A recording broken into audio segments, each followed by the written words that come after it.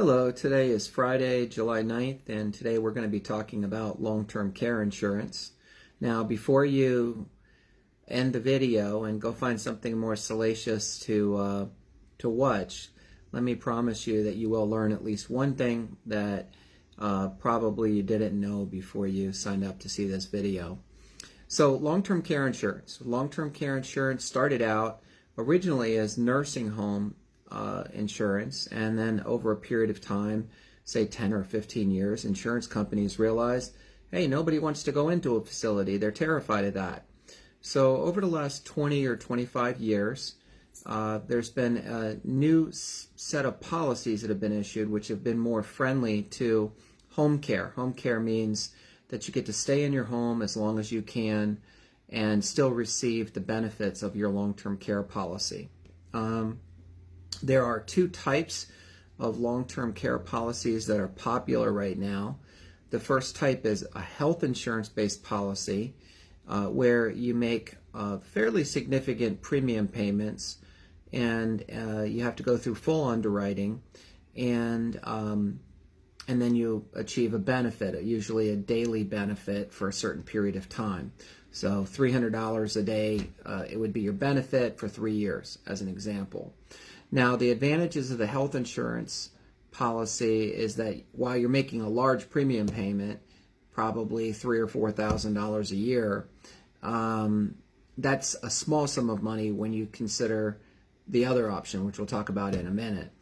The disadvantage of the health insurance-based policy, though, is that the health insurance-based policy, you have to go through full underwriting. Now, here's the interesting thing about this. Everywhere else in insurance, when you talk about underwriting, they're trying to determine what the odds are that you might die or become disabled prematurely. And with long-term care insurance, they couldn't care less if you die. That's actually a good thing in their eyes from an underwriting standpoint. What they're trying to determine is, are you going to linger a long time? So it's a different type of underwriting. And of course, the one complaint that people have about insurance like that is that, if you pay it, you have it. If you stop paying for it, you don't have it any longer. And if you stop paying for it, most commonly, you don't get anything back, or there's no benefit for your heirs.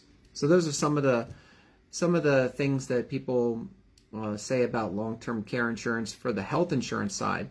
Now, let me talk to you just very briefly about a couple of the misperceptions clients have that I've seen firsthand over the last 32 years. The first thing is people say, I don't need long-term care insurance because Medicare is going to pay for it.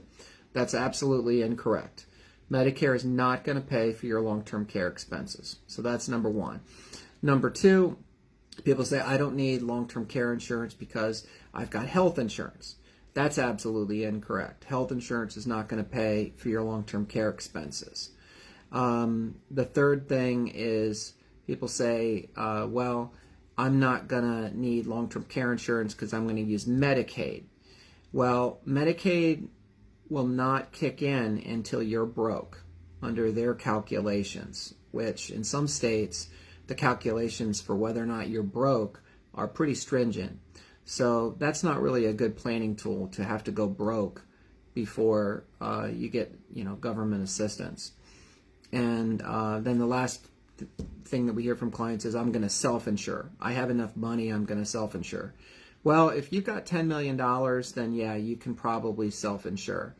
But if you have less than that and you go into 24-hour care and your spouse goes into 24-hour care and you guys stay for a while, you can eat up $1 million or $2 million pretty darn quickly. So those are some misperceptions that we hear from clients about long-term care insurance. Now, the other type of long-term care insurance is life insurance-based long-term care, but because this video is running kind of long, I'm going to go ahead and talk about that in a separate video, which I'll post momentarily. Make sure you subscribe to my channel on social media. I'm on 4 social media channels. Or subscribe to my newsletter and my blog on my website, appliedfinancialwisdom.com, so you don't miss any future content. And in the meantime, just for the few minutes until I can record my next video, I wish you health, happiness, and success.